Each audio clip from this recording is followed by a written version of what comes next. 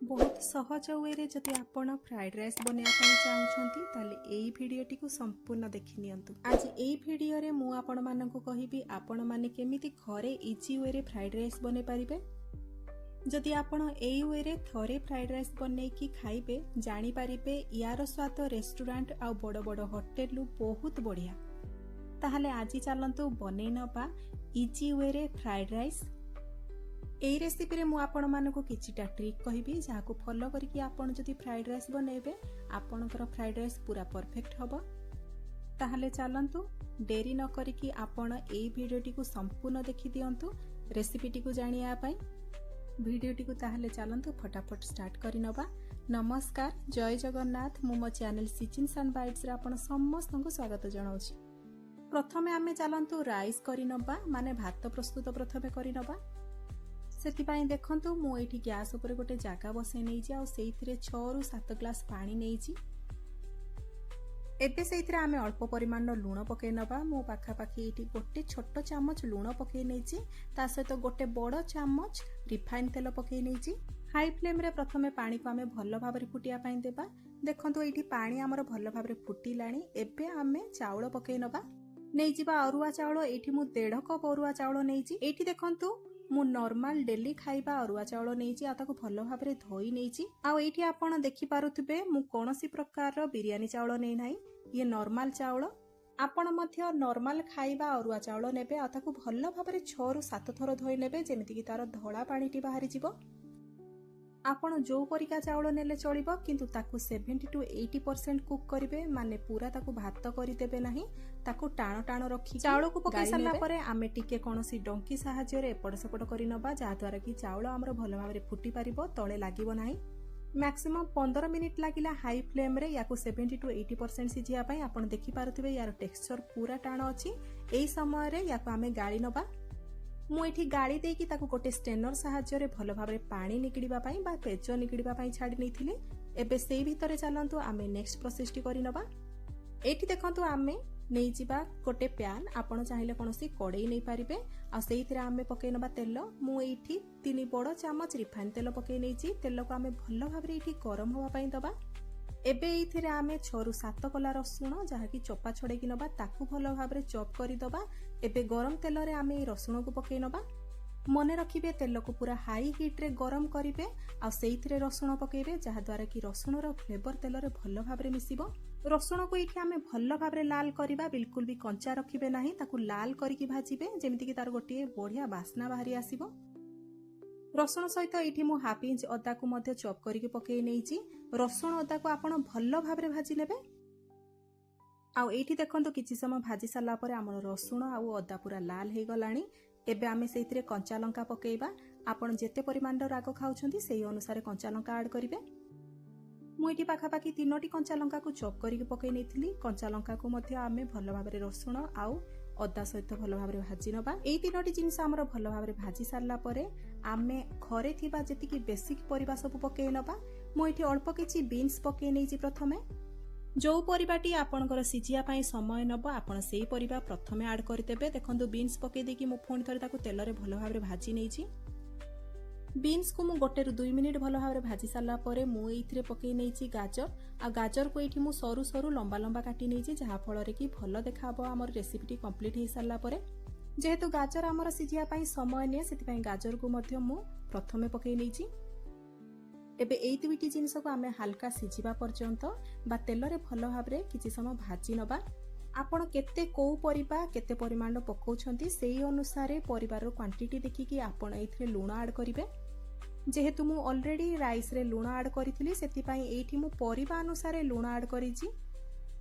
आ मने रखिथिबे एथिरे आपण कम परिमाण लूण ऐड करिवे, काहेकि ना आमे परे पुणी एथिरे सोया सॉस ऐड करिबा।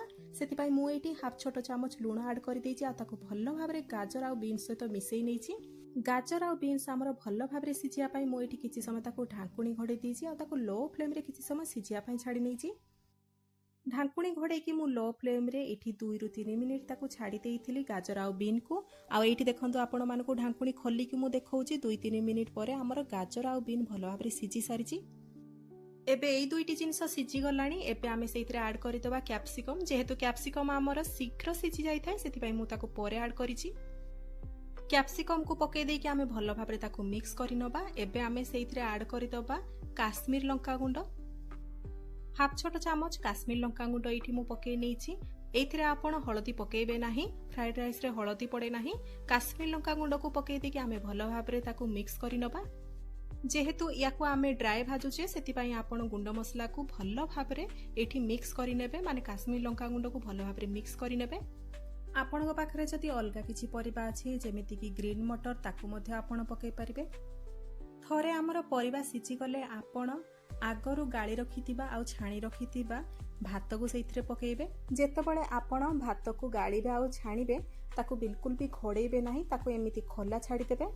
जेहेतु अरुआ चाउल सेतिपाई भात होई साला परे आपण जदि ताकू घोड़ेइ देबे से आउटिके कुक हेइ जाय, माने आउटिके सिझी जायताय, सेतिपाई ताकू खोला रखिबे।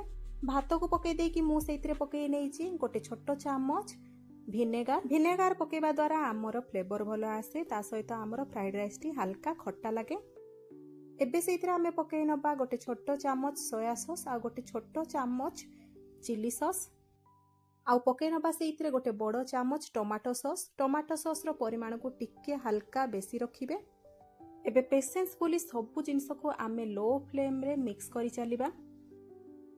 एबे आमे सबु जिंस को भल भाबरे एठी मिक्स करि नबा, हल्का हाथ रे मिक्स करिवे। आपण जेतेबेले याकू मिक्स करिवे स्लोली मिक्स करिवे, किंतु जदि आपण जोर से मिक्स करिवे प्रेस करी करी मिक्स करिवे, जदि आपन राइस ओभर कुक हेइ जाइछि ताहले राइस भांगी जिवो, सेतिपय ताको स्लोली मिक्स करिवे। आ एठी देखंतु आमे भल भाबरे याकू मिक्स करि सारलेनी। एबे आमे सबु शेष इंग्रेडिएंट गुडा को एथिरे पकेइ नबा।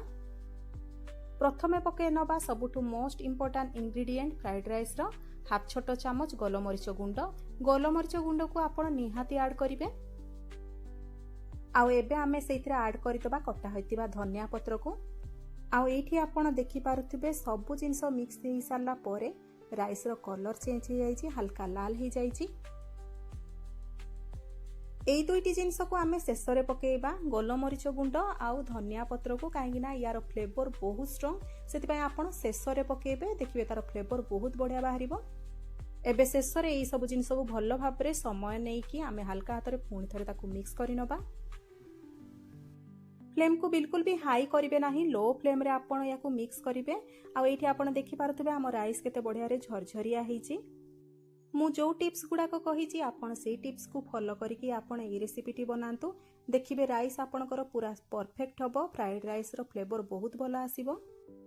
जेहेतु आमे एठी 70 to 80% भात को कुक करिथिले, आ तापरे एठी जो हमर भजा होउछि भात बा पैन रे आमे जो ताको सटे करूछथि सेइतिरे हमर राइस भलो भाबरे कुक हेइ जिवो। आ एठी आपण देखंतु भलो भाबरे मिक्स हेइ साला परे ए रेसिपी टी एठी कंप्लीट हैला।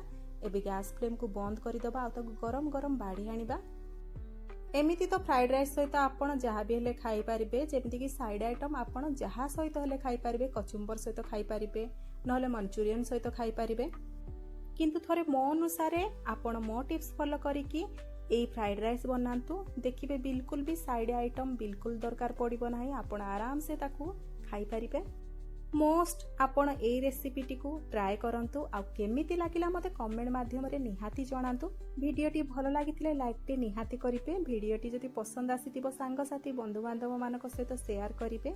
मो चैनल रे जदि नुआ आछंती किमा मो चैनल को सब्सक्राइब करि नाहंती प्लीज सब्सक्राइब करि नेबे। फेसबुक पेज रे जदि मो वीडियो टी को देखुछंती ताले पेज टी को फॉलो करि नेबे। पुणी देखा हबो आ गोटे नुआ रेसिपी वीडियो रे। नमस्कार, जय जगन्नाथ।